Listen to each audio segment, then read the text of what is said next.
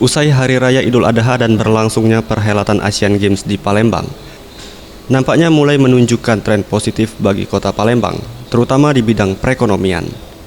Terbukti sejak dimulainya Asian Games, harga emas di kota Palembang mulai stabil.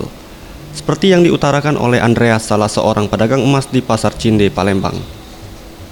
Menurutnya, saat ini harga emas di angka 3,4 juta rupiah per suku.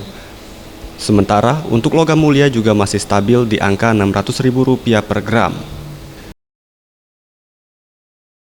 Ini gimana untuk harga emas di kota Palembang? Kalau harga emas masih stabil, masih 3.400.000 per sukunya harganya. Kalau untuk logam mulia gimana, Pak? Oke, 600. Masih 600 per gramnya. 600? 600 lebih. 600? Iya, kalau per gram. Per gram. 1 gramnya ya. Ia menambahkan, meski harga emas stabil di Palembang dan nilai transaksi mencapai 70% pembelian, mengingat Jalan Sudirman merupakan akses utama menuju JSC tempat Asian Games berlangsung. Namun, para pembeli yang singgah selalu mengeluhkan lahan parkir yang sulit di kawasan ini. Tim Liputan, Sriwijaya TV.